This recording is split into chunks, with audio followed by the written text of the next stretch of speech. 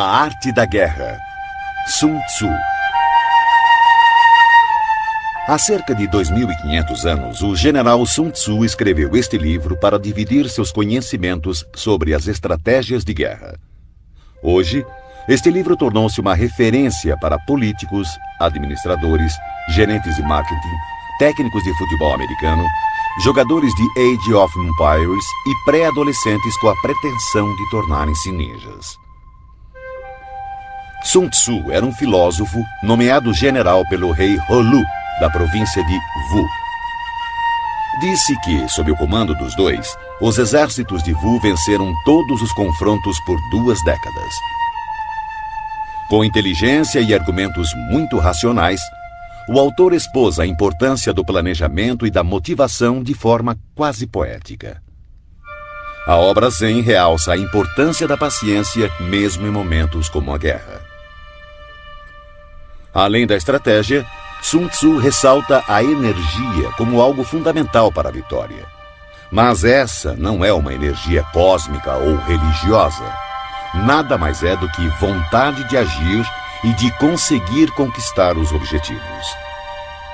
Para atingir uma meta, o autor ensina: é necessário agir em conjunto, conhecer o ambiente de ação, o obstáculo a ser vencido e, é claro, conhecer seus próprios pontos fortes e pontos fracos. Se você conhece o inimigo e conhece a si mesmo, não precisa temer o resultado de 100 batalhas.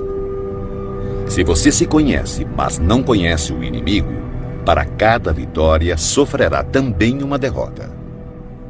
Se você não conhece nem o inimigo nem a si, perderá todas as batalhas. Sun Tzu. O livro é, antes de ser um manual de guerra, uma obra filosófica, e esta é a razão de tanto sucesso. Sobre a arte da guerra, foram feitas dezenas de adaptações por diversos autores, tentando mostrar onde a obra pode ser aplicada. Capítulo 1. Estimativa. Sun Tzu disse: a arte da guerra é questão vital para o Estado. É o âmbito onde a vida e a morte são fundamentadas, um caminho que leva à aniquilação ou determina a sobrevivência.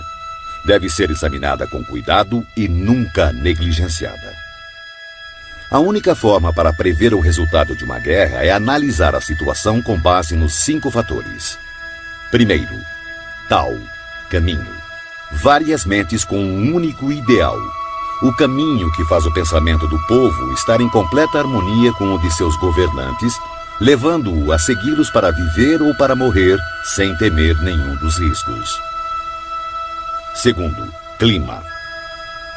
É a sombra e a luz, o calor e o frio, o tempo e a sucessão das estações. Aceitar ou desafiar essas condições determinará a vitória militar. Terceiro, terra. Referem-se às distâncias, dificuldades de travessia, condições do terreno para a disposição das tropas. A análise da situação da terra define oportunidades de vida e morte. Quarto, líder. A virtude da sabedoria, integridade, disciplina, coragem e humanidade. Quinto, métodos. Impõe eficiência, controle de gastos, tropas, uma cadeira de comando adequada e suporte logístico. Todos os comandantes que negligenciarem esses 5 fatores estarão fadados ao fracasso. Porém, os que dominarem conquistarão a vitória. Portanto, para prever o resultado de uma guerra, é necessário comparar os 2 lados avaliando suas forças. Para tanto, devemos fazer as seguintes questões. Primeira, qual dos soberanos tem o Tao, caminho? Segunda, qual comandante é mais competente e habilidoso? Terceira, qual dos lados possui vantagens do clima e da terra? Quarta, qual exército segue os métodos e é rigorosamente disciplinado? Quinta, qual lado é mais rigoroso e imparcial ao recompensar e punir? Sexta, qual exército tem a maior força? Sétima. Qual exército possui os oficiais e as tropas mais bem treinados? Através dessas 7 comparações, sei quem ganhará e quem perderá a guerra. Se um comandante estiver atento aos meus conselhos e proceder de acordo com eles, a vitória será certa. Nesse caso, mantenha-o. Se um comandante não a seguir, procedendo em desacordo, será derrotado. Nesse caso, demita-o sumariamente. Sabendo dos ganhos que podem advir dos meus conselhos, tire o maior proveito das condições favoráveis, formulando através delas uma vantagem estratégica para reforçar nossa posição. Há momentos em que a maior sabedoria é parecer não saber nada. Por isso, quando capaz, finja então ser incapaz. Quando pronto, finja grande desespero. Quando perto, finja estar longe. Quando longe, façam acreditar que está próximo. Se o inimigo procurar alguma vantagem, seduza-o com uma armadilha. Se estiver desorganizado, ataque-o e conquiste-o. Se ele for muito poderoso, prepare-se para ele. Se ele possuir forças superiores, evite-o. Se ele for orgulhoso, provoque-o. Se ele for humilde, dê forças à sua arrogância. Se ele estiver descansado, faça-o se desgastar. Se ele estiver unido, separe-o. Ataque-o onde ele se mostrar despreparado. Adote caminhos que sejam para ele totalmente inesperados. O bom estrategista, para vencer uma batalha, faz antes muitos cálculos do seu tempo, pois sabe que eles são a chave que o conduzirá à vitória. É calculando e analisando que o estrategista vence previamente a guerra na simulação feita no templo. Capítulo 2. Gerenciamento da guerra. Sun Tzu disse: a arte da guerra é um exército de 1000 carros velozes, 1000 carroções cobertos de couro e 100.000 guerreiros com cotas de malha. A abundância de coisas necessárias para esse exército deslocado sobre uma distância de 1000 li, com gastos no estado e no campo de operações, incluindo enviados ao exterior e conselheiros, matérias e manutenção de carros e armaduras. Somente quando você tiver 1000 peças de ouro para cada dia de guerra, poderá mobilizar 100.000 guerreiros. Evite batalhas duradouras, busque a vitória rápida. Se a vitória custar a chegar, suas armas se desgastarão e as tropas ficarão desmoralizadas e o entusiasmo tende a enfraquecer. Se você sitiar uma cidade, gastará forças. Se seu exército for mantido muito tempo em campo, as reservas do Estado não serão suficientes. O tempo prolongado irá desgastar as armas, desmoralizar suas tropas, exaurir suas forças e consumir todos os recursos disponíveis, abrindo oportunidades para os governantes vizinhos tirarem vantagens e atacar. Então, mesmo contando com os melhores conselheiros, você não conseguirá garantir bons resultados. Assim, em relação às guerras, tenho ouvido falar em precipitação imprudente, mas ainda não vi bom exemplo de inteligência associada a decisões demoradas. Nunca houve Estado que tenha sido beneficiado por uma guerra prolongada. Portanto, o conhecedor dos terríveis e devastadores efeitos e dos perigos de empreender uma guerra está profundamente consciente de como aproveitá-la da melhor maneira e levá-la com rapidez a seu término, atingindo assim as verdadeiras vantagens potenciais de uma guerra. Um perito na arte da guerra não convoca soldados mais de uma vez, nem solicita suprimentos repetidamente. Uma vez em guerra, ele não perderá tempo precioso esperando reforços.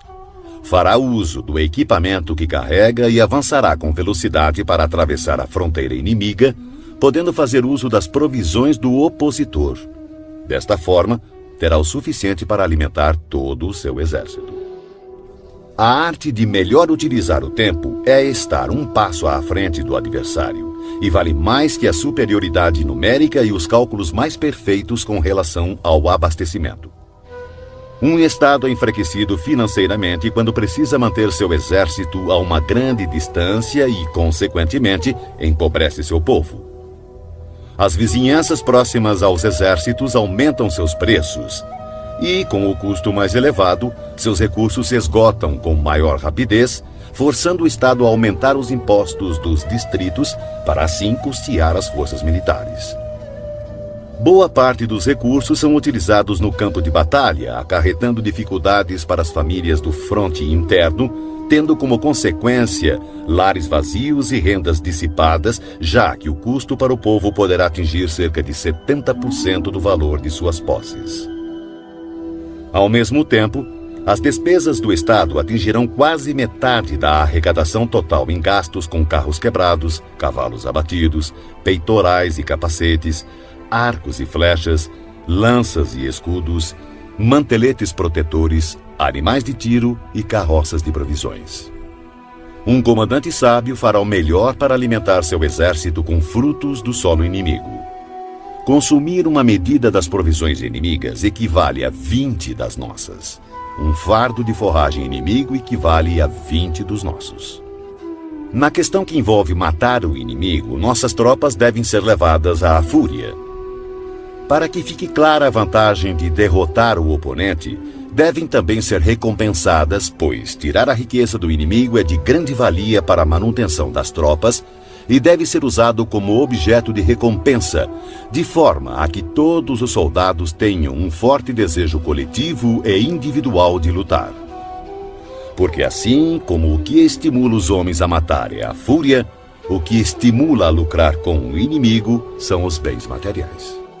Portanto, nos combates de carros em que forem capturados mais de 10 carros do inimigo, recompense os que capturaram o primeiro deles e substitua bandeiras e estandartes inimigos pelos seus, e então misture com os nossos carros. Eles devem ser usados em conjunto. Todos os soldados capturados devem ser tratados com bondade. A isso se chama aumentar as próprias forças no processo de derrotar o exército inimigo. Na guerra, capítulo 3. Estratagemas. Sun Tzu disse: na arte da guerra, a melhor opção é tomar o país inimigo intacto. Esmagar um país é apenas a segunda melhor opção. O mesmo ocorre com um exército inimigo. Mantê-lo intacto, bem como batalhão, companhia ou simples pelotão de 5 homens, é a melhor opção. Aniquilar um exército, batalhão, companhia ou simples pelotão de 5 homens é apenas a segunda melhor opção. Portanto, conquistar 100 vitórias em 100 batalhas não significa o máximo da excelência. O máximo da excelência é subjugar o exército inimigo sem chegar sequer a combater. Assim, a melhor inteligência militar é atacar as estratégias do inimigo. Em seguida, atacar suas alianças, limitando a junção de suas forças. Depois, atacar seus soldados em seu próprio campo. E a pior de todas as políticas é sitiar cidades muradas. Isso somente deve ocorrer em último caso, quando não houver outra escolha. Pois as condições básicas de combate envolvem 2 elementos preciosos: energia e tempo. Se seu comandante for incapaz de controlar sua ansiedade e enviar tropas de soldados para escalar muros, perderá 1 em cada 3, e ainda assim não tomará a cidade. Esse é o tipo de calamidade que acontece quando se tenta sitiar uma cidade murada. Existem algumas máximas que devem ser consideradas antes de pensar em sitiar cidades e ganhar batalhas. O primeiro de teus cuidados deve ser conservar os domínios do país que serves. Somente quando for imprescindível, deves usurpar o território inimigo para ampliar o de seu governante. Deves garantir primeiro a tranquilidade das cidades de teu próprio país. Perturbar as cidades inimigas deve ser a opção mais desfavorável.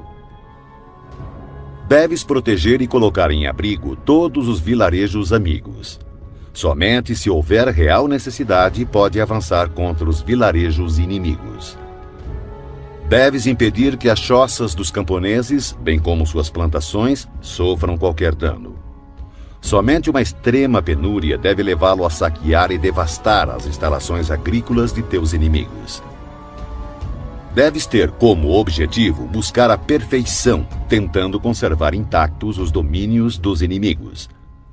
Somente destruí-lo em caso de extrema necessidade. O comandante que age assim tem a conduta comparada à dos mais virtuosos personagens da história, cujas obras buscam a produção e a conservação e não a destruição. O comandante habilidoso submete seu inimigo sem partir para a batalha, derrota seu reinado sem operações de campo muito extensas.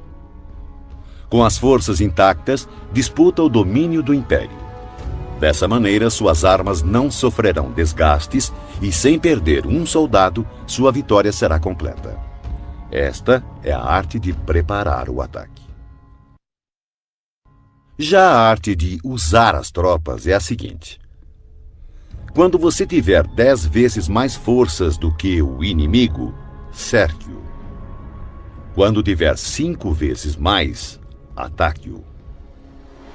Quando tiver apenas o dobro, divida-o em 2, um para atacar o inimigo pela frente e o outro para atacar pela retaguarda. Quando tiver igualdade de forças, divida a tropa do inimigo e enfrente-o. Quando for inferior em número, seja hábil para tomar a defensiva.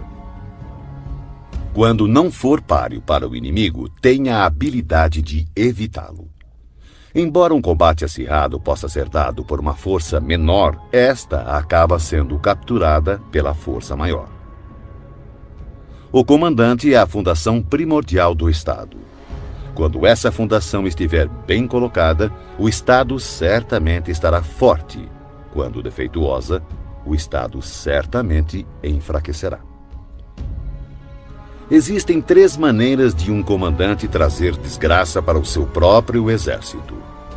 Primeira, ordenar um avanço ou retirada sem perceber ou se assegurar que o exército está em condições de obedecer. Chama-se isso de travar o exército. Segunda, interferir na chefia do exército, ignorando assuntos internos. Isso trará confusão aos oficiais e soldados. Terceira, permitir que as ordens que interferem na direção do exército sejam delegadas por nobres que administram o reino. Justiça e humildade são premissas com as quais se governa o Estado, mas nunca o exército. Flexibilidade e oportunismo, por outro lado, são virtudes militares e não civis. Não há pior calamidade do que ordens emanadas de um soberano sediado na corte. Tendo um comandante confundido seu exército e perdido a confiança de seus homens, as agressões dos comandantes vizinhos não tardarão.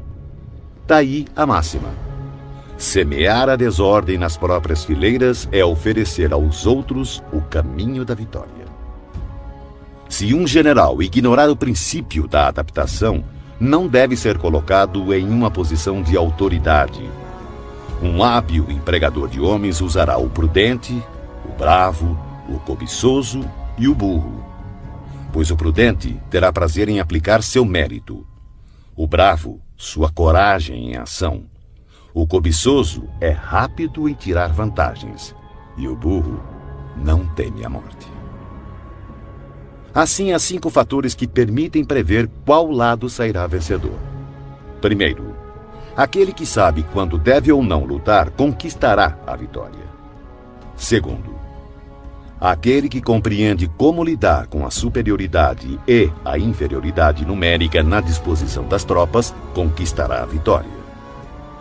Terceiro, aquele que possui superiores e subordinados unidos conquistará a vitória.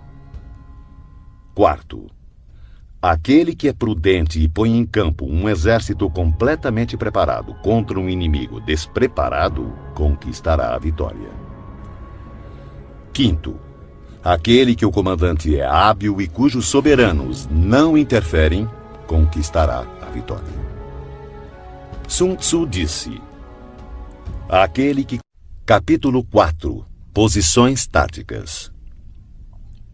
Sun Tzu disse: na antiguidade, o perito em batalha se colocava fora da possibilidade de derrota e esperava que o inimigo expusesse a sua vulnerabilidade. Garantir-nos de não ser derrotado está em nossas mãos. Porém, a oportunidade de derrotar o inimigo é dada por ele mesmo. Por isso se diz: a invencibilidade repousa na defesa, a vulnerabilidade revela-se no ataque. Manter-se e assumir posição defensiva é porque a força do inimigo é esmagadora. Porém, lançar-se ao ataque é porque a força do inimigo é deficiente. O especialista em defesa oculta a si mesmo no mais profundo e indecifrável canto da terra. O especialista em ataque desfere o golpe de cima das mais altas esferas do céu. Dessa forma, ele é capaz de, ao mesmo tempo, proteger a si mesmo e alcançar a vitória completa. Ver a vitória apenas quando ela está ao alcance da visão de todos não é o máximo da superioridade. O verdadeiro mérito está em planejar secretamente, deslocar-se subitamente, frustrar as intenções do exército inimigo e finalmente chegar à vitória sem o derramamento de sangue. Pois não requer muita força levantar a penugem de um coelho no outono, nem olhos penetrantes para distinguir o sol da lua, muito menos ouvidos apurados para ouvir o ronco do trovão. Os hábeis comandantes vencem a batalha depois de terem criado as condições apropriadas. Um comandante inteligente não apenas vence, ele se sobressai derrotando o inimigo com facilidade. Eles preveem todas as eventualidades, conhecem as situações do inimigo e não ignoram o que podem fazer e até onde podem ir. A vitória é uma decorrência natural desse saber. Porém, suas vitórias não lhe garantiam nem a reputação de sábio, nem o mérito do homem de valor. Pois o homem comum não dá grande credibilidade a uma vitória que foi obtida longe dos olhos da sua compreensão. Assim eram nossos ancestrais. Não acreditavam que os elogios como corajosos, heróis ou invencíveis fossem um tributo que tivessem merecido. Atribuíam sim seu sucesso ao cuidado extremo que tinham em evitar o menor deslize. O comandante inteligente vence as batalhas evitando cometer erros. É isso que garante a vitória completa, pois significa conquistar um inimigo já derrotado. O comandante hábil assume uma posição tal que não pode sofrer nenhuma derrota. Não negligencia nenhuma circunstância que garanta aniquilar o inimigo. Portanto, um exército vitorioso só entra na batalha depois de ter garantido a vitória, enquanto um exército derrotado só procura a vitória depois de ter entrado na luta. Um comandante vitorioso não permite que as tropas mostrem uma confiança demasiado cega, uma confiança que degenera em presunção. As tropas que sonham com a presunção da vitória são debilitadas pela preguiça. Ao contrário, aquelas que, sem pensar na vitória, exigem o combate, são tropas enrijecidas pelo trabalho, aguerridas, destinadas a vencer. Um especialista no uso de tropas constrói seus fundamentos sobre a doutrina do Tao, seguindo firmemente as normas militares. Assim, estará preparado para ser o árbitro da vitória e da derrota. Depois de uma primeira vantagem, não esmoreças nem dês às tuas tropas um repouso precipitado. Empunha a espada com a mesma rapidez de uma torrente que se precipita de um despenhadeiro. Que seu inimigo não tenha tempo sequer de perceber o que está acontecendo e somente recolher os louros da vitória quando o inimigo estiver aniquilado, dando-lhe assim condição de fazê-lo com segurança e tranquilidade. A arte da guerra está baseada em 5 fatores estratégicos: os cálculos, as quantidades, a logística, a balança do poder e a possibilidade de vitória. Todos esses fatores estão ligados entre si. Primeiro, os cálculos estão diretamente ligados aos tipos de terrenos. Segundo, com base nesses cálculos, estimam-se as quantidades de provisões. Terceiro, de acordo com as quantidades de provisões disponíveis, define-se a capacidade da logística. Quarto, a balança do poder está diretamente relacionada à capacidade da logística. Quinto, e, finalmente, a possibilidade de vitória baseia-se na balança do poder. Um exército vitorioso é como o peso de 100 quilos contra outro de alguns gramas. Um exército derrotado é como apenas alguns gramas contra centenas de quilos. O exército que Capítulo 5. Vantagens. Sun Tzu disse: comandar muitos é o mesmo que comandar poucos. Tudo é uma questão de organização. Controlar muitos ou poucos é uma mesma e única coisa. É apenas uma questão de formação e sinalizações. Lembre-se dos nomes de todos os oficiais e subalternos. Inscreva-os num catálogo, anotando-lhes o talento e suas capacidades individuais, a fim de aproveitar o potencial de cada um. Quando surgir oportunidade, haja de tal forma que todos os que deves comandar estejam persuadidos que seu principal cuidado é preservá-los de toda desgraça. As tropas que farás avançar contra o inimigo devem ser como pedras atiradas em ovos. De ti até o inimigo não deve haver outra diferença senão a do forte ao fraco, do cheio ao vazio. São as operações chamadas diretas e indiretas que tornam um exército capaz de deter o ataque das forças inimigas e não ser derrotado. Em batalha, use geralmente operações diretas para fazer o inimigo engajar-se na luta e as operações indiretas para conquistar a vitória. Em poucas palavras, o que consiste a habilidade e a perfeição do comando das tropas é o conhecimento das luzes e das trevas, do aparente e o secreto. É nesse conhecimento hábil que habita toda a arte.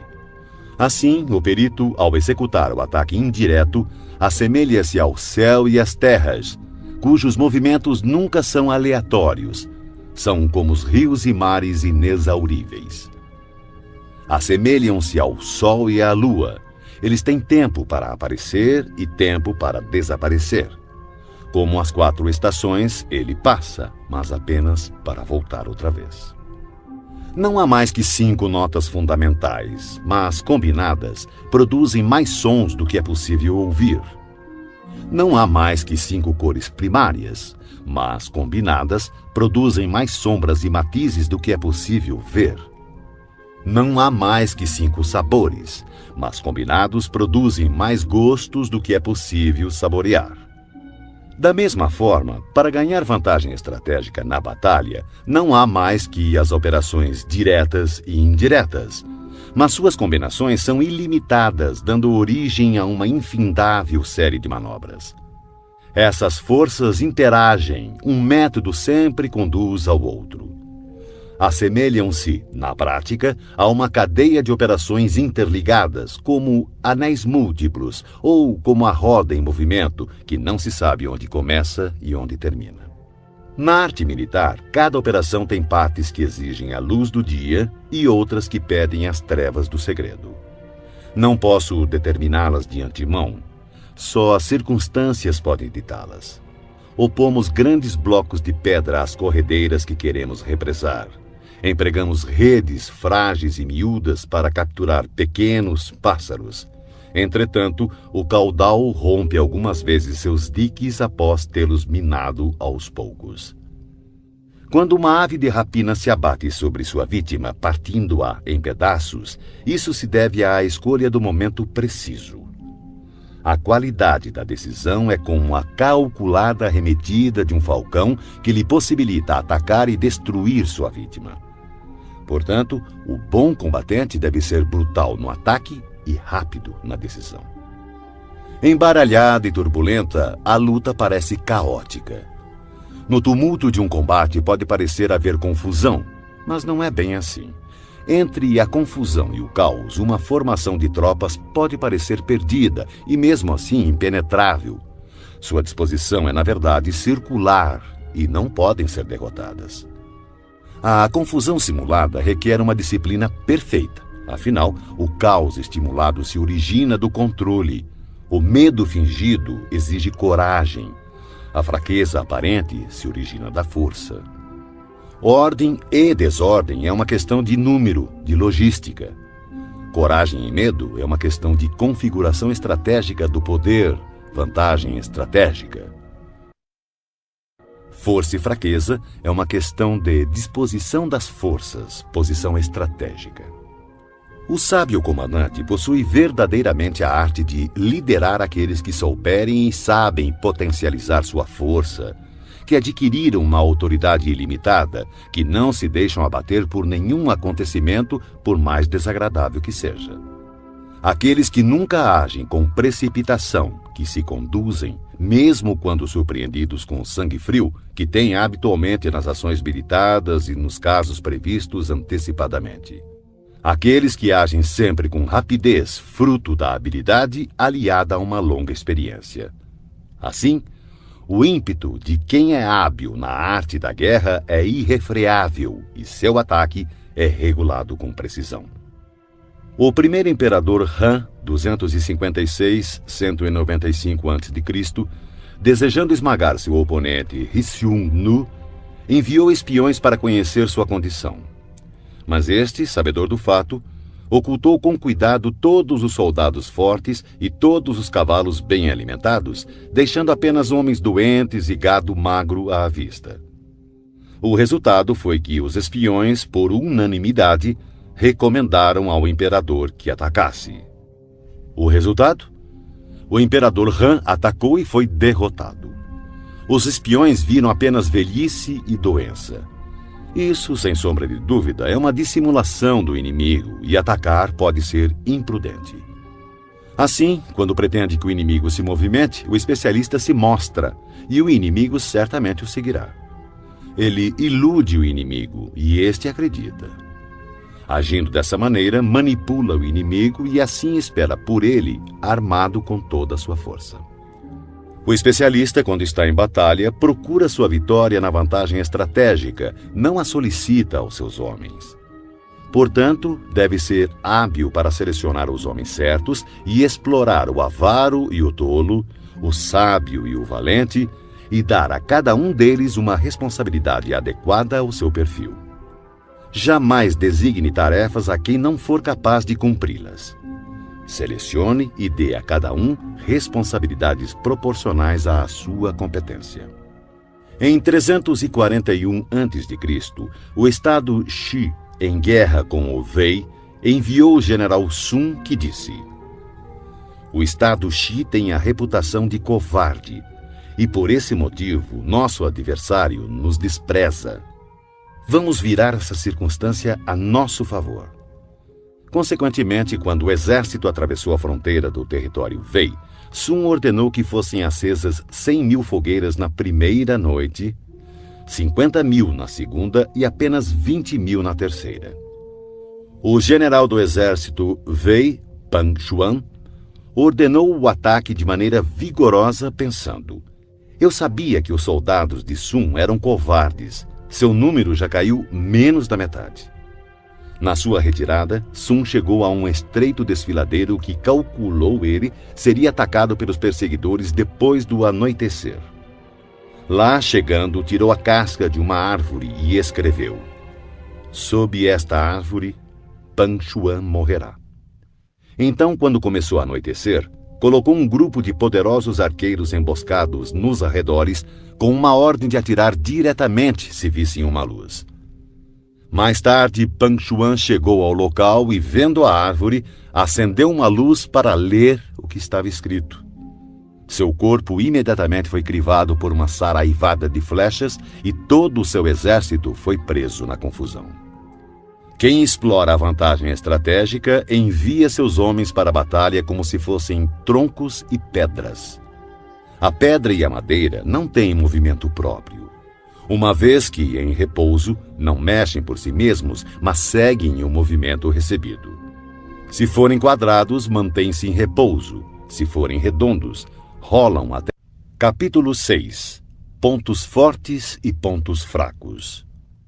Sun Tzu disse: "Para conseguir que a força de seu exército seja semelhante à de uma pedra de moinho chocando-se contra um ovo, Utilize a ciência dos pontos fracos e pontos fortes.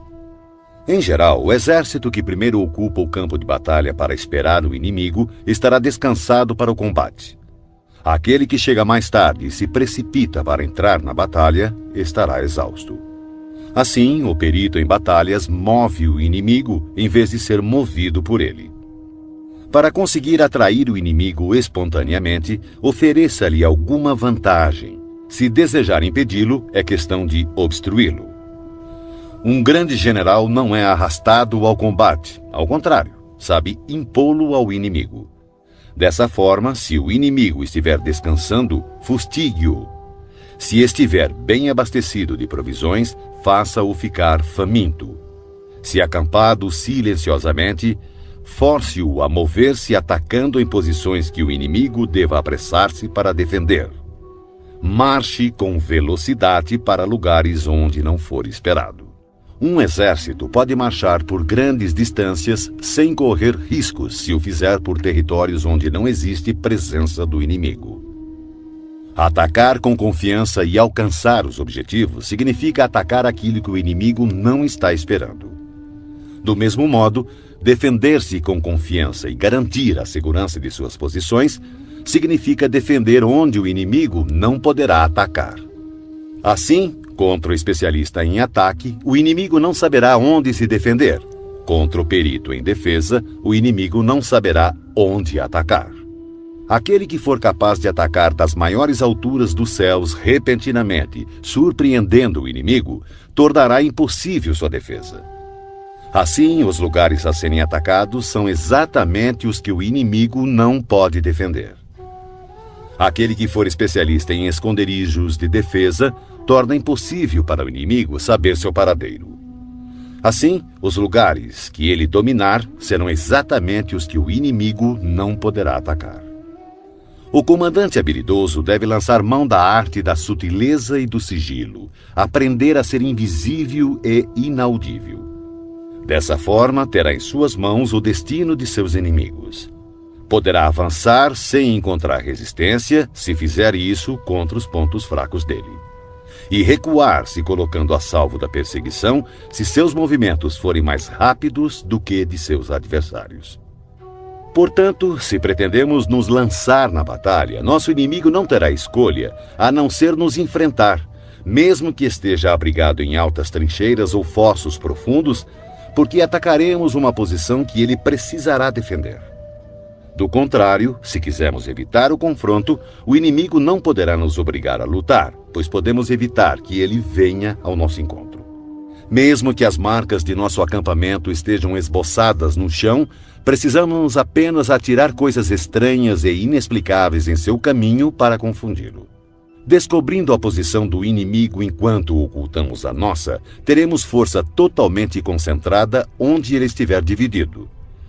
Se nosso exército estiver unido enquanto o exército do inimigo estiver fragmentado, atacaremos como um só corpo e seremos muitos contra poucos.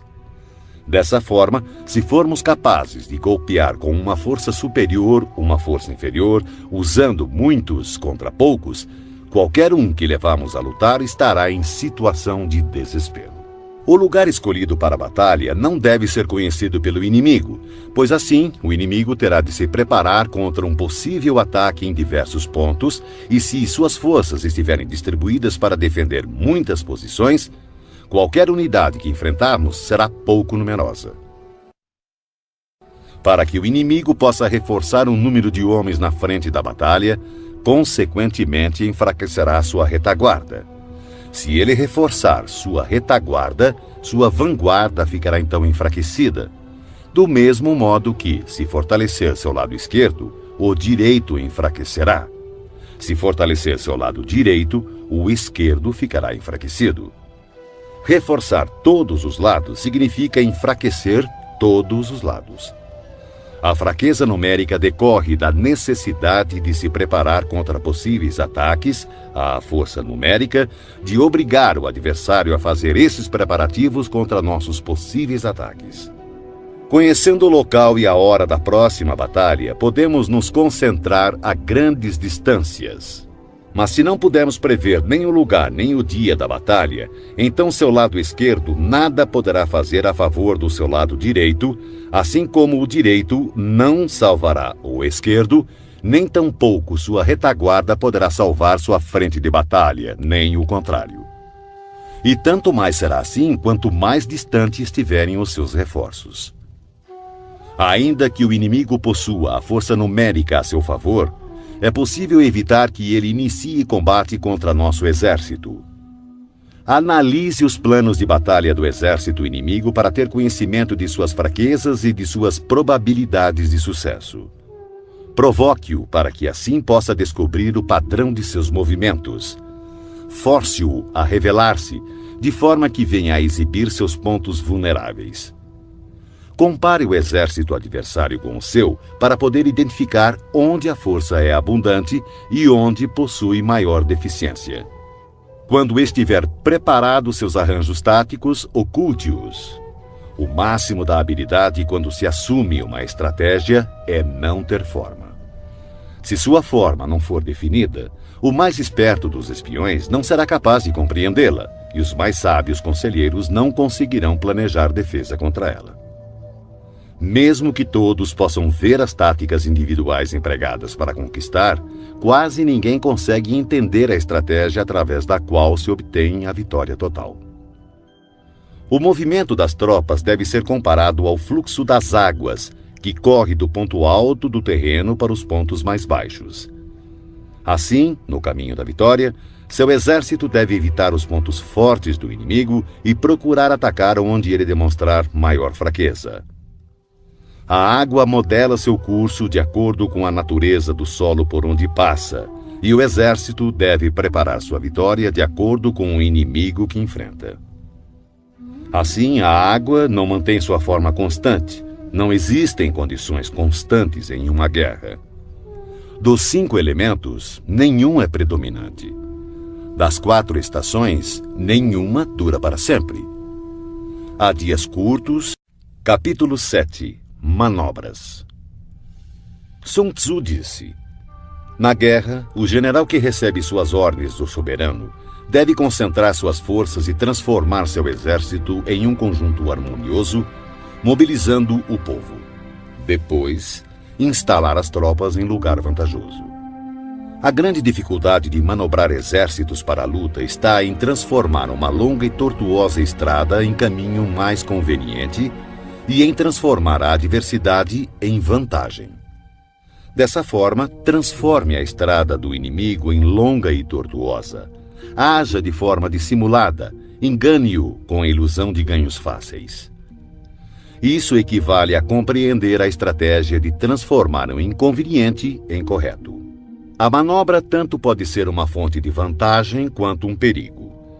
Por essa razão, se um exército tivesse que levantar acampamento e recolher suas armaduras às pressas em marcha forçada de 1000 li sem parar, em busca da conquista de uma vantagem, todos seriam feitos prisioneiros. Seus homens mais fortes estariam longe da vanguarda, os exaustos ficariam para trás e, em média, somente 1/10 das forças chegaria à meta.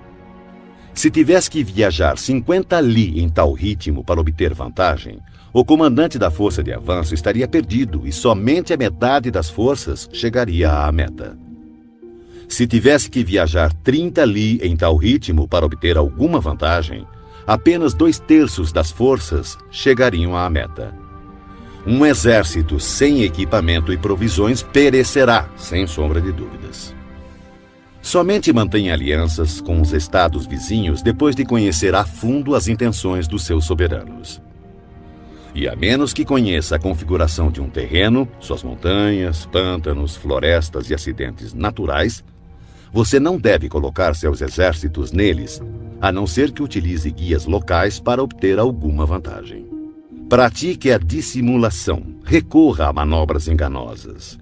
Movimente-se quando estiver em posição de vantagem, faça mudanças estratégicas, dispersando ou concentrando suas forças. Quando avançar para a batalha, seja veloz como o vento, imprevisível como o trovão. Em ocasiões que deva permanecer calmo, seja como a floresta. Ao invadir e saquear, haja rápido como o fogo. Na imobilidade, seja como a montanha. Quando necessário, esconda suas intenções, seja obscuro como as trevas. Evite movimentar-se inutilmente e somente ataque quando tiver certeza da vantagem. Ao saquear e pilhar cidades, reparta sempre de maneira justa todos os despojos. Quem conhece a tática de transformar o tortuoso em direito, será vitorioso. Essa é a arte de manobrar.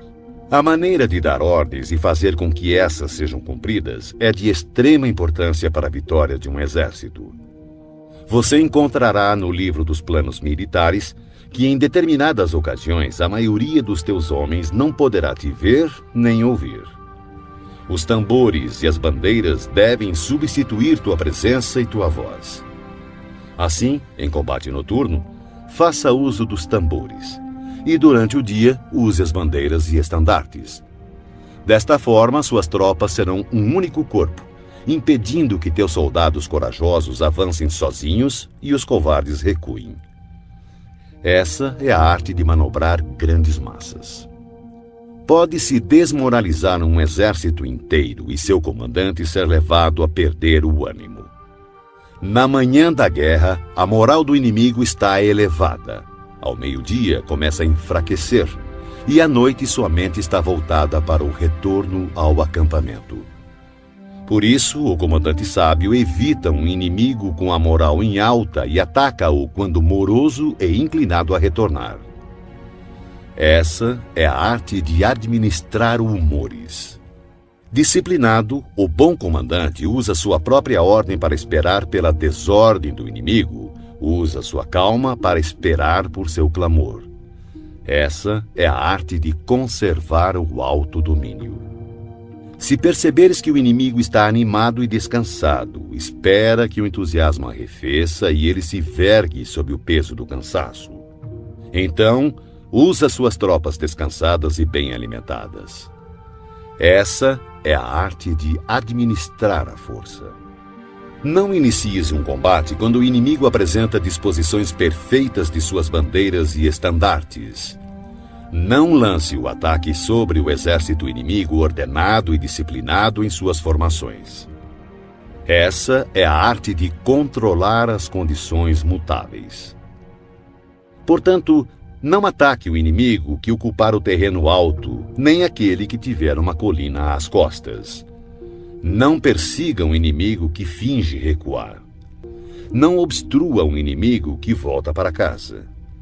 Capítulo 8. Contingências. Sun Tzu disse: uma vez dada pelo soberano a ordem de mobilizar a população para a guerra, cabe ao comandante reunir o exército e organizar as tropas. Seguindo ao encontro do exército inimigo, deve-se evitar acampar em locais difíceis e em locais de boas estradas deve-se buscar aliados. Não perder tempo em locais isolados, ter planos de contingência quando em posições propícias a emboscadas e avançar contra o inimigo em terreno do qual não haja saída, são táticas precisas para a garantia de uma boa batalha. Há estradas que não devem ser percorridas, exércitos que não devem ser atacados, cidades que não devem ser assaltadas, terras que não devem ser contestadas e ordens do governo que não devem ser obedecidas. Portanto, o comandante que compreender as vantagens da arte da mudança e não se ater a uma maneira única de comandar, mas sim adaptar-se às circunstâncias variando suas táticas para enfrentar o exército inimigo, saberá como comandar seus soldados.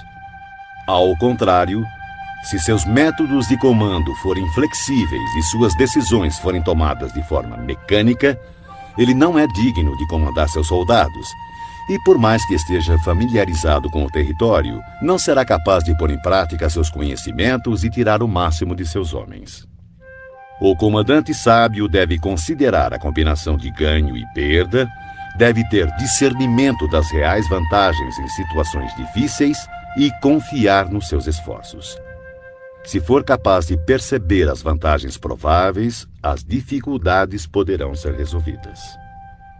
Um general deve conhecer bem as vantagens e desvantagens frente ao inimigo, buscar o enfraquecimento dos comandantes hostis, infligindo-lhes importantes perdas, trabalhando sem cessar para prejudicar-lhes.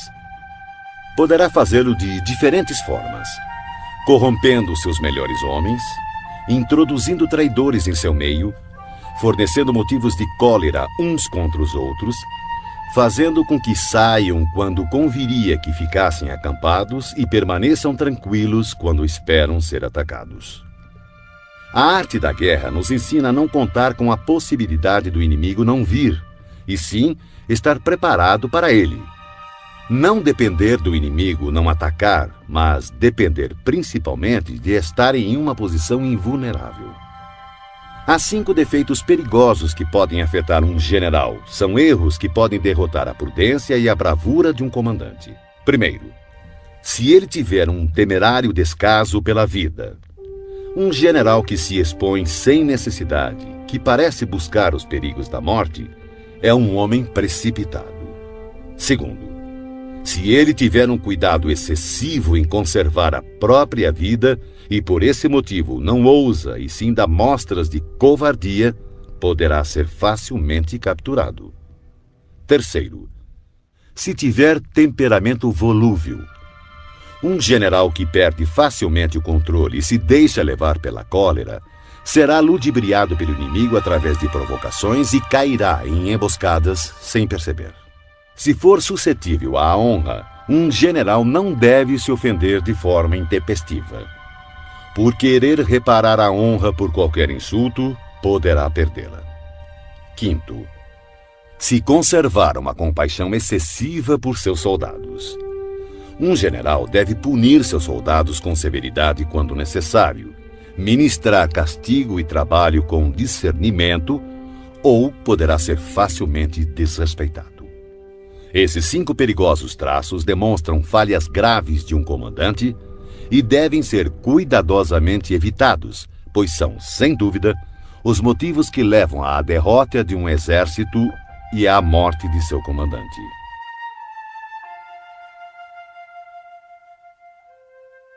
Capítulo 9. O Exército em Marcha. Sun Tzu disse: antes de movimentar suas tropas, se informe da posição de seu inimigo. Quando fizer seu exército marchar, atravesse rapidamente as montanhas e fique nas proximidades dos vales.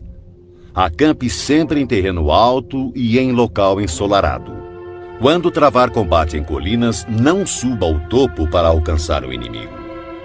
Sempre que for necessário atravessar um rio, afaste-se rapidamente da margem e jamais o atravesse em presença do inimigo. Caso contrário, o inimigo esteja cruzando um rio, não vá ao seu encontro dentro da água. Espere. E só ataque quando a metade de sua tropa concluir a travessia. Desta forma, terá mais vantagem no combate. Na travessia de pântanos, sua maior preocupação deve ser sair deles o mais rápido possível, pois além da grande dificuldade de conseguir provisões nestes locais, são terrenos baixos e expostos ao ataque. Se for forçado a combater em um pântano, procure ocupar as orlas, evite adentrar no terreno e, se houver floresta nos arredores, situe-se de costas para elas. Em terras planas e secas, procure se posicionar de forma que seu flanco direito e sua retaguarda fiquem próximos de alguma elevação no terreno. A ideia é ter terras perigosas à frente e seguras atrás. Quando estiver com sua tropa em movimento, o mais importante é buscar as vantagens naturais do terreno que estiver ocupando. Em geral, os exércitos preferem os terrenos altos e ensolarados, pois nestes comida e água são mais acessíveis. Essas condições certamente favorecem uma vitória. Quando as chuvas formarem uma torrente e engrossarem os rios, não arrisque a travessia. Espere que as águas retomem seu curso natural. Evite regiões onde há penhascos com rios que correm no fundo, lugares fechados, moitas espessas e gargantas estreitas. E, se não for possível, abandone esses lugares rapidamente. Enquanto nos afastamos, devemos atrair o inimigo para esses locais e talvez ele caia nos perigos que acabamos de nos esquivar. Tenha cuidado também com lugares cobertos de matos e de pequenos bosques, lagos cercados de plantas aquáticas e charcos cheios de junco. São locais próprios para emboscadas e esconderijo de espiões traiçoeiros. Estando perto destes lugares, não se movimente antes de fazer um reconhecimento de toda a área. Portanto, devo afirmar, mais uma vez, que independente do acampamento ser bom ou ruim, deve-se buscar as vantagens de cada terreno. Além disso, deve-se ficar atento ao inimigo, envie espiões ao longo do caminho e decifre todos os movimentos do adversário. Se o inimigo estiver próximo e ainda assim se manter em silêncio, ele não está ocupando uma posição estratégica. Se estiver distante e tentar provocar um combate, ele quer que avancemos. Se ele estiver acampado em terreno plano, com certeza está protegido por alguma vantagem. Se houver movimento entre as árvores de uma floresta, fique atento. Pode ser que o inimigo esteja avançando. Se existirem muitos obstáculos entre os arbustos, ele está tentando nos confundir. Se uma grande quantidade de pássaros levanta voo de súbito, é sinal de uma emboscada. Animais assustados indicam que um ataque surpresa está se formando. Se a poeira ergue-se alta, é sinal de carros de guerra chegando. Quando ela é baixa e se espalha rente ao chão, denuncia a aproximação da infantaria. Se a poeira se levanta em pontos esparsos, mostra que destacamentos estão colhendo lenha para as fogueiras. Algumas nuvens de poeira movendo-se de um lado para outro significa que o exército está montando o acampamento. Sussurros e aumento dos preparativos para a guerra significa que o inimigo avançará. Linguagem violenta e movimento agressivo para frente indicam que ele recuará. Quando os carros leves saem à frente e tomam posições nos flancos, é sinal de que o inimigo está entrando em formação para o combate. Proposta de paz sem que haja retrocesso do exército indica uma conspiração. Se há muita correria com suas tropas em formação, está determinada a hora da batalha. Se uma parte das tropas avançar e outra recuar, o inimigo está tentando nos atrair para uma armadilha. Se os soldados encontram-se curvados e apoiados em suas armas, eles estão fatigados. Se os que, mandados apanhar água, forem os primeiros a beber, significa que o exército está sedento. Se houver uma vantagem e o inimigo não avançar, ele está exausto. Se há pássaros reunidos em algum ponto, a posição está desocupada. Provavelmente o inimigo abandonou secretamente seu acampamento. Quando há gritos na noite, é sinal que o inimigo está assustado. Se há confusão no acampamento, o comandante tem pouca autoridade. Se suas bandeiras e estandartes mudam constantemente de lugar, o inimigo está em desordem. Se os oficiais estão irritados, é sinal de que seus homens estão cansados. Quando o inimigo alimenta seus cavalos com cereais e mata seu gado para comer, quando seus homens não se preocupam em pendurar suas canecas de água e demonstram que não querem voltar às tendas, certamente estão desesperados e determinados a lutar até a morte. Quando há soldados sussurrando em grupinhos e seu comandante falando em voz mansa e vacilante, revela inimizade entre superiores e subordinados. Recompensas em demasia significam problemas. Se o comandante teme pressionar seu exército por conta de motins e oferece gratificações para manter seus soldados de bom humor, certamente ele perdeu o respeito de seus homens. Quando há castigos em excesso, o inimigo enfrenta dilemas terríveis com o relaxamento da disciplina, podendo o comandante perder o controle e irromper violentamente contra seus subordinados para obrigar-lhes a cumprir o dever. Se os soldados forem punidos antes mesmo de se afeiçoarem ao chefe, não demonstrarão respeito. Portanto, os soldados devem ser tratados primeiramente com humanidade, porém, mantidos sob controle e disciplina. Isso irá garantir sua lealdade. Para isso, os comandos devem ser consistentemente reforçados durante o treinamento. Por fim, se o inimigo enviar um emissário com palavras conciliadoras, ele quer cessar as hostilidades. Atenção ao inimigo enraivecido que está preparado para confrontar-se com você por longo período sem travar batalha nem abandonar sua posição. Considere-o com o maior cuidado. Em uma guerra, devemos ter claro que não são os números que proporcionam a vantagem de um exército sobre o outro. Capítulo 10. O terreno. Sun Tzu disse: a superfície da terra apresenta uma infinidade de lugares. Deves fugir de alguns e buscar outros. Todavia, deves conhecer bem todos eles.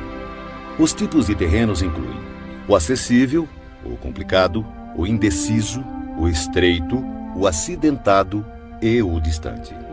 O primeiro terreno citado, o acessível, é aquele em que ambos os exércitos podem se aproximar livremente. Portanto, levará vantagem aquele que primeiro ocupar um nível mais alto do lado ensolarado e ter estabelecido linhas de abastecimento adequadas. O terreno que permite o avanço e dificulta a retirada é o mais complicado. De uma posição dessas, se atacarmos o inimigo quando ele não estiver devidamente preparado, poderemos derrotá-lo.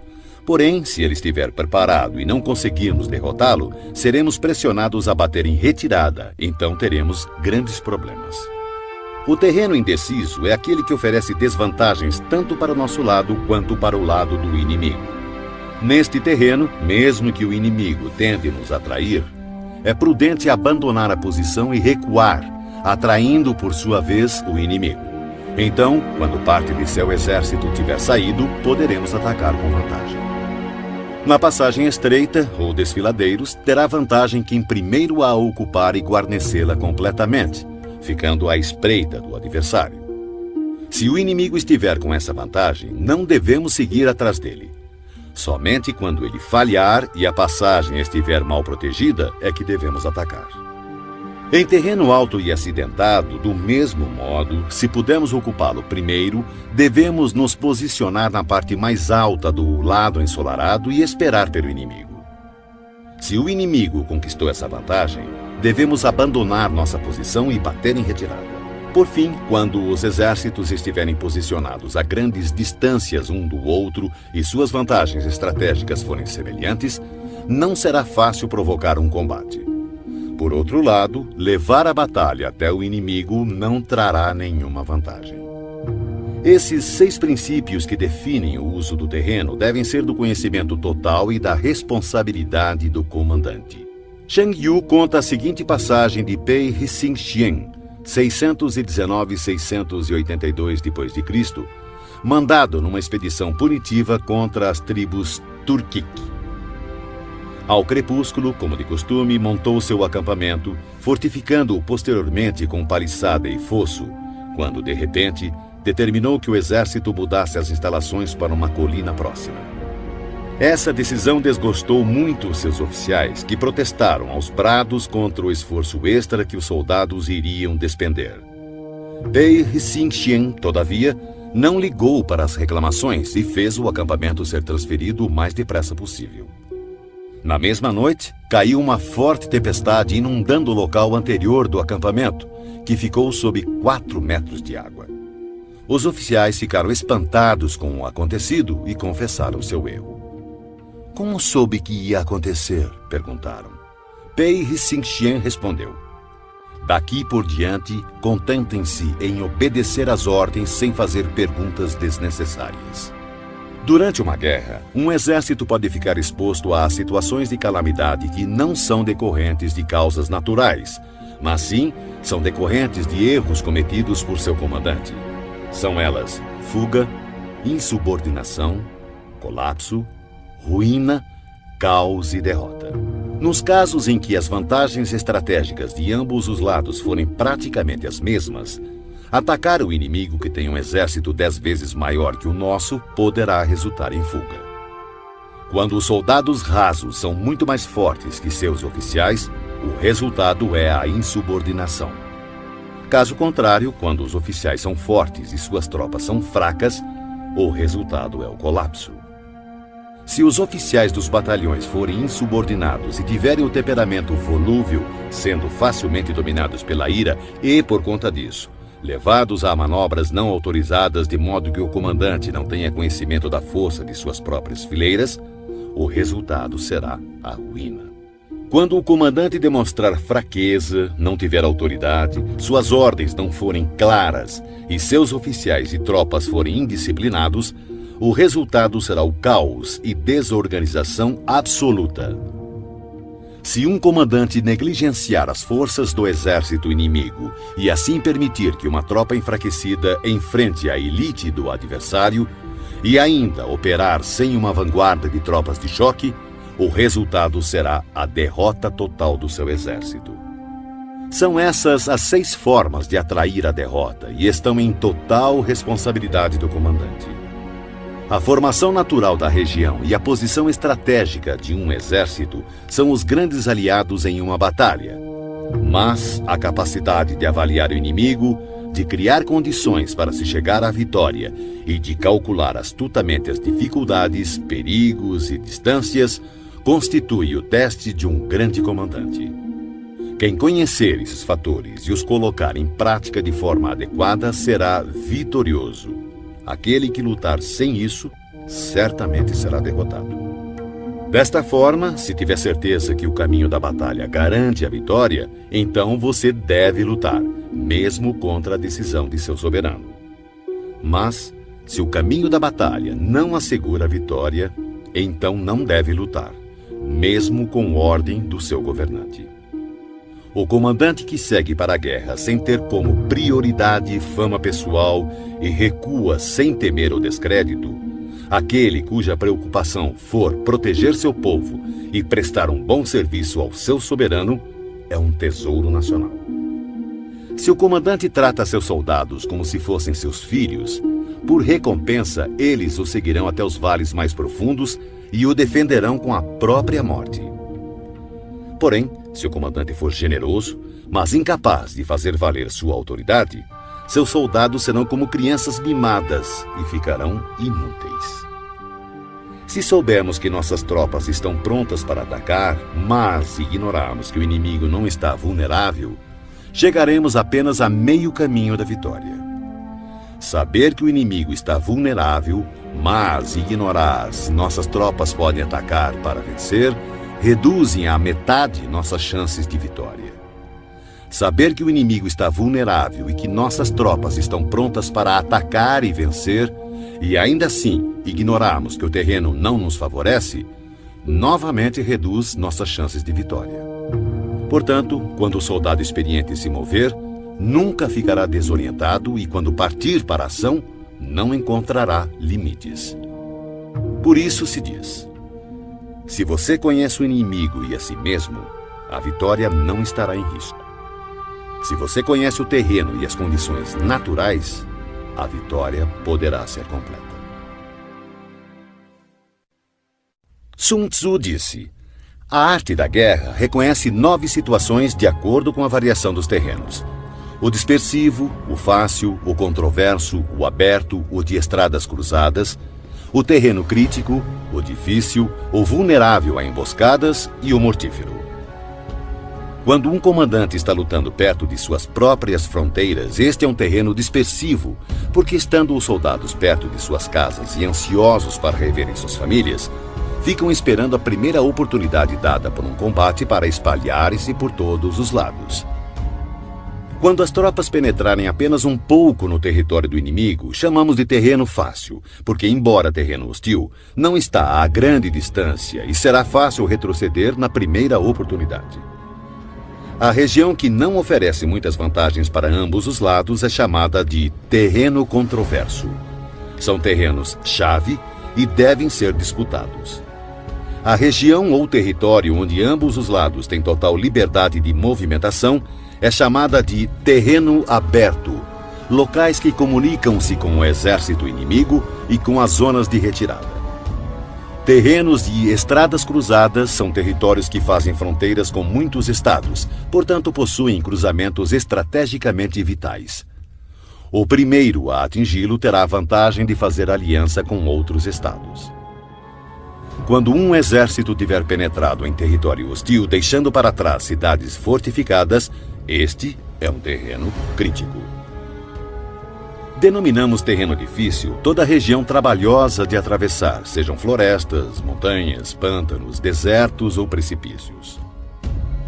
Regiões pelas quais o acesso só é possível através de estreitos desfiladeiros, de forma que uma pequena quantidade de inimigos é suficiente para atacar nossa força principal, são considerados terrenos vulneráveis a emboscadas ou ataques. Enfim, terrenos mortíferos ou sem saída são locais de perigo constante, onde devemos combater com toda a nossa força para sobrevivermos. Assim, em terreno dispersivo, não lute. Em terreno fácil, não pare. Em terreno controverso, não ataque. Em terreno aberto, não tente barrar o inimigo. Em terreno de estradas cruzadas, faça alianças. Em terreno crítico, saqueie os recursos do inimigo. Em terreno difícil, marche sem parar. Em terrenos propícios a emboscadas, elabore planos de contingências e, em terrenos sem saída, lute. Os que foram no passado considerados grandes comandantes tinham como objetivo impedir que a frente e a retaguarda do inimigo pudessem socorrer uma a outra, impedir a cooperação entre suas divisões, impedir que os oficiais e soldados pudessem auxiliar uns aos outros, impedir a comunicação entre superiores e subordinados e impedir, inclusive, que as forças dispersas do inimigo pudessem se reunir. Esses comandantes somente se lançavam à ação se houvesse vantagens para suas tropas, senão, permaneciam estacionados. Se lhe perguntassem como agir no caso de haver um adversário em grande número e com estrita disciplina pronto para atacar, ele com certeza responderia: apodere-se de algo que ele não pode se dar ao luxo de perder. Ele ficará em suas mãos. A velocidade é a essência da guerra. Aproveite a falta de preparação do adversário, avance por caminhos onde não é esperado e ataque locais desprotegidos. O exército invasor deve estar atento e observar os seguintes métodos. Quanto mais profundo penetrar em território inimigo, maior deverá ser a solidariedade entre os soldados. Dessa forma, os defensores não levarão a melhor. Saqueie os campos férteis do inimigo para suprir suas tropas de alimentos. Cuide do bem-estar de seus homens e não os sobrecarregue. Mantenha seu exército sempre em movimento. Coloque suas tropas em situações sem saída. Seus homens preferirão morrer a fugir. Uma vez lutando desta forma, darão o máximo de si e não terão medo, mesmo se caírem no mais desesperado cerco. Se não houver onde se refugiarem, todos continuarão firmes. Assim, sem precisar ser mandados, seus homens estarão em constante alerta, cumprirão seus deveres e serão fiéis e disciplinados. Portanto, no dia em que esses homens forem ordenados a partir para o combate, talvez chorem, porém não por medo, mas porque todos estão dispostos a vencer ou morrer. Em 73 d.C., quando Pan Shao chegou a Shan Quang, rei do país, recebeu-o a princípio com grande polidez e respeito. Mas, logo após, seu comportamento sofreu uma mudança súbita e ele tornou-se descuidado e indiferente. Pan Shao comentou com seus oficiais: repararam que os modos educados de Quang sumiram? Só pode significar que chegaram mensagens dos bárbaros do norte e que Quang ficou indeciso, sem saber de que lado se põe. Certamente é esse o motivo. O homem inteligente pode perceber as coisas antes delas acontecerem. Chamou imediatamente um dos nativos que fora posto ao seu serviço e preparou-lhe uma armadilha. O homem acabou revelando tudo. Pan Shao convocou uma reunião geral de seus oficiais e começou bebendo com eles. Quando o vinho lhes havia subido ligeiramente à cabeça, testou mantê-los mais excitados, falando-lhes assim: senhores, estamos no interior de uma região isolada, ansiosos por obter riquezas e glórias através de uma grande proeza. Ora, acontece que um embaixador do Riciúnu chegou a este reino há apenas alguns dias, e o resultado foi que o trato respeitoso que nos foi dado pelo nosso anfitrião real desapareceu. Se esse enviado dominá-lo, tomar nossa força e levar-nos para Risionu, nossos ossos serão pasto dos lobos do deserto. Que faremos? Unanimemente, os oficiais responderam: diante do perigo de vida que corremos, seguiremos nosso comandante vivos ou mortos. Não se alcança sucesso nas batalhas a menos que os soldados tenham sagacidade e objetivos em comum e, mais importante ainda, espírito de cooperação. A causa primária pela qual deve-se conduzir um exército é estabelecer um padrão unificado de coragem. Assim, o bom comandante conduz suas tropas como se conduzisse um homem pela mão. Dessa forma, essa pessoa não pode deixar de segui-lo. Um grande comandante deve ser calado, assegurando o sigilo. Deve ser justo e honesto, mantendo a ordem. Deve manter o povo na ignorância quanto aos seus planos. Alterando seus planos, ele mantém o inimigo no escuro. Mudando seu acampamento, evita que o inimigo preveja seu objetivo. No momento crítico, age como se, após subir uma grande altura, joga-se a escada fora, leva seu exército para o interior do território inimigo. Ao invadir um terreno hostil, a regra geral é que penetrar profundamente no território do exército inimigo dá coesão. E se a invasão for superficial, mais facilmente seus homens se dispersarão. Quando sair de seu próprio terreno e levar suas tropas além de suas fronteiras, você estará em terreno isolado. Quando estiver vulnerável por todos os lados, você estará em um terreno de estradas cruzadas. Quando à sua frente houver um estreito desfiladeiro, você estará em um território propício a emboscadas. Quando estiver sem saída, você estará em um terreno mortífero. Portanto, em terreno disperso, deve unir suas tropas. Em terreno fácil, mantenha ligações estreitas entre as tropas. Em terreno competitivo, deve-se acelerar a marcha. Em terreno aberto, dê mais atenção à defesa. Em cruzamento, reforce as alianças. Em terreno crítico, mantenha uma linha permanente de abastecimento. Em terreno difícil, continue sempre avançando. Em terreno vulnerável, bloqueie as passagens de acesso. E, finalmente, em terreno mortífero, lute até a morte. Antes de firmar aliança com estados vizinhos, procure conhecer as intenções de seus soberanos. E somente disponha seu exército nessas terras com o auxílio de um guia local, pois é preciso estar familiarizado com a geografia do local a fim de transformar empecilhos naturais em vantagens estratégicas. A seguir, fatores que não devem ser ignorados por um exército digno de um rei. Ofereça recompensas grandiosas, dê ordens extraordinárias e você comandará o exército inteiro como se fosse um único homem. Dê tarefas às tropas, mas não revele suas reais intenções. Coloque-os frente a frente com o perigo, mas não revele as vantagens.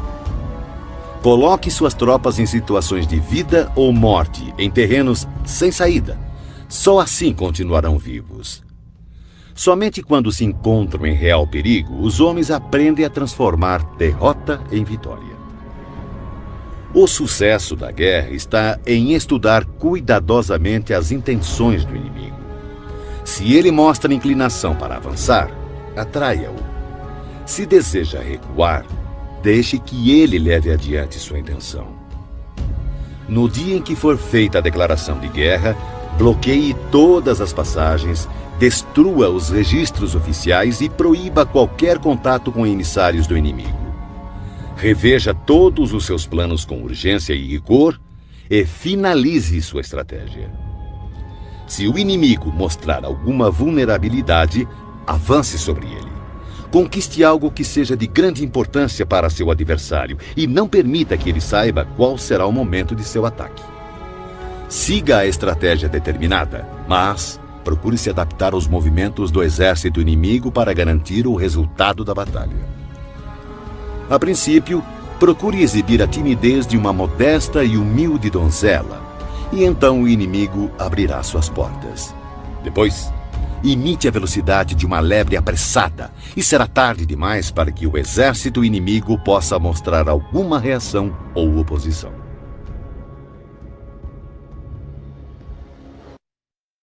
Capítulo 12. O ataque pelo fogo. Sun Tzu disse: existem 5 meios de atacar com fogo. O primeiro consiste em queimar os homens. O segundo, queimar as provisões. O terceiro, queimar transportes e equipamentos. O quarto, queimar arsenais e depósitos. E, por último, lançar fogo contínuo sobre o inimigo.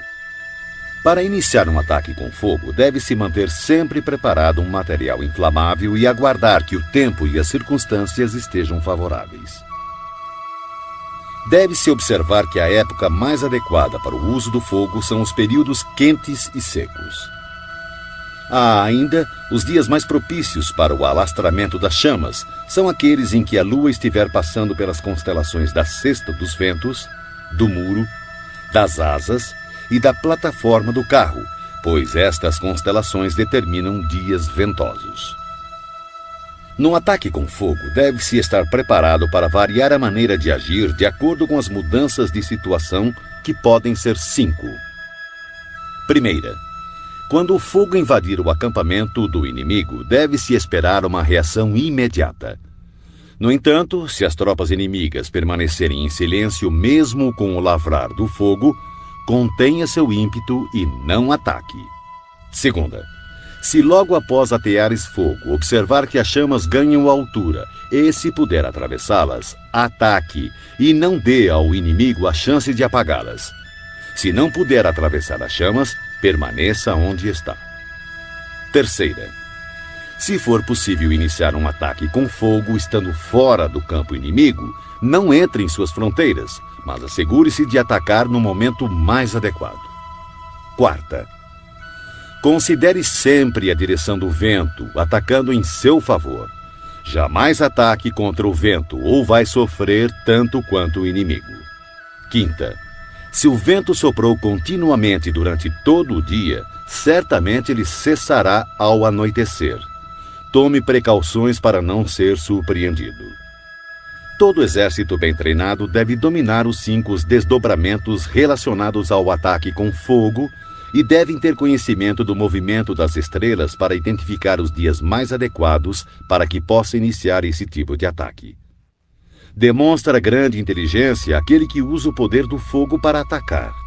Os que usam a água conseguem um acréscimo de força, mas não são eficientes em privar o inimigo de suas provisões.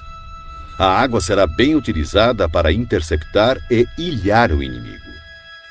As diferentes maneiras de combater com fogo proporcionam uma plena vitória, mas é preciso saber colher os frutos ou todo esforço será uma perda de tempo.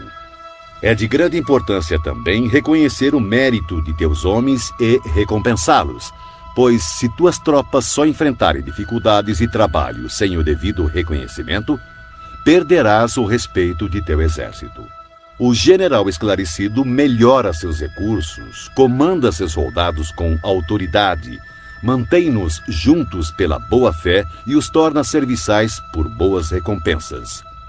Se a fé diminuir, haverá separação. Se as recompensas forem deficientes, as ordens serão desrespeitadas. Em batalhas, quaisquer que sejam os resultados, o gosto sempre será amargo, mesmo para os vencedores. Portanto, a guerra deve ser a última solução e só deve ser travada quando não existir outra saída. Um soberano jamais deve decidir pela guerra se estiver dominado pelo ódio ou vingança. Um bom comandante não deve mobilizar suas tropas se tiver o coração tomado pelos mesmos sentimentos. Ambos devem aguardar dias mais serenos para ponderar, pois uma pessoa em crise pode recuperar seu bom humor, assim como uma pessoa no calor da paixão pode encontrar novamente equilíbrio. Não marche a não ser que veja alguma vantagem. Não use suas tropas a menos que haja alguma coisa a ser ganha. Não lute, a menos que a posição seja crítica, pois o que jamais poderá ser recuperado totalmente é um estado devastado pela guerra, nem tampouco ressuscitar seus mortos. Capítulo 13. Os espiões. Sun Tzu disse: constituir um exército de 100.000 homens e percorrer com ele longas distâncias gera grandes perdas ao povo e custa muito para os cofres públicos. Podemos estimar cerca de 1.000 peças de ouro por dia. Isso acarretará distúrbios internos e externos, homens cairão exaustos nas estradas e cerca de 700.000 famílias terão dificuldades de manter seus trabalhos nos campos. Uma guerra pode durar anos. A vitória é decidida em um único dia. Portanto, continuar na ignorância a respeito da condição do inimigo para poupar quantias em dinheiro é um ato extremo de desumanidade. Não lamente o dinheiro empregado para corromper traidores e obter informações do campo inimigo. O que possibilita ao soberano inteligente e seu comandante conquistar o inimigo e realizar façanhas fora do comum é a previsão, conhecimento que só pode ser adquirido através de homens que estejam a par de toda a movimentação do inimigo. Por isso, deve-se manter espiões por toda parte e informar-se de tudo.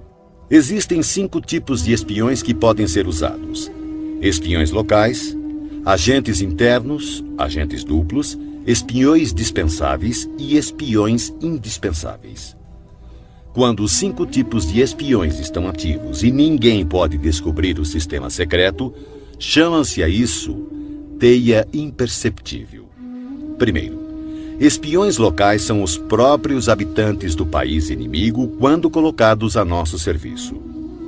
Segundo, agentes internos em geral são funcionários do inimigo, homens ofendidos por ocuparem posições subalternas, concubinas gananciosas por ouro, pessoas volúveis que estão sempre em cima do muro.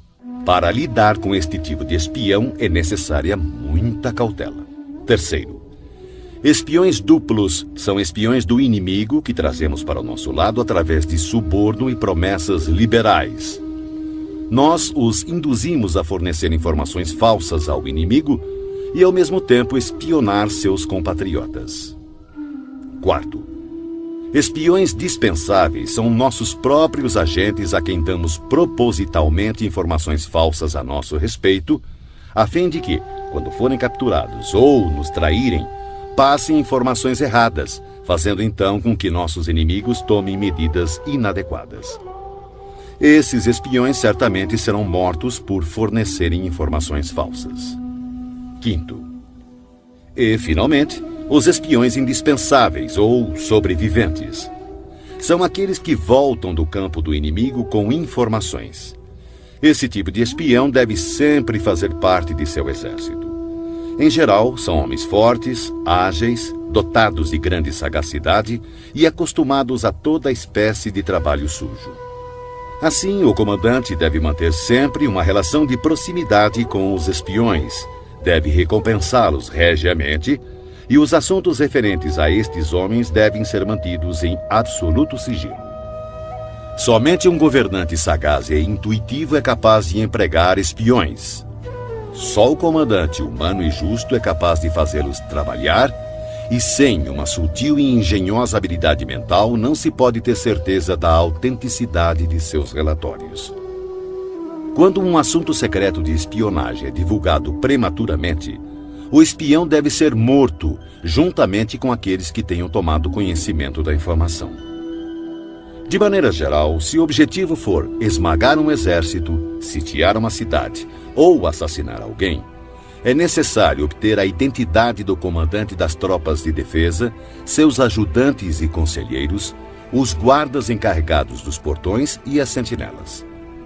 Nossos agentes devem ser empregados para assegurar essas informações. É de extrema importância localizar as pessoas enviadas como espiões pelo inimigo. Se cuidarmos delas com generosos subornos, podemos empregá-las como agentes duplos e, através destes, poderemos recrutar espiões locais e agentes internos. Além disso, é a partir do trabalho dos agentes duplos que saberemos quais falsas informações devemos passar aos espiões dispensáveis para que transmitam ao inimigo.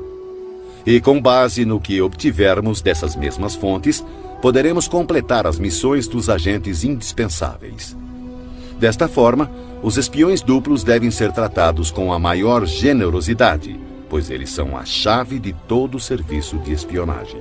Os espiões são peças de fundamental importância em uma guerra, porque a capacidade de movimentação eficiente de um exército depende do serviço secreto destes agentes. Portanto, o soberano esclarecido e o comandante hábil, por serem capazes de atrair pessoas de extrema inteligência para se tornarem seus espiões, estarão destinados a grandes conquistas.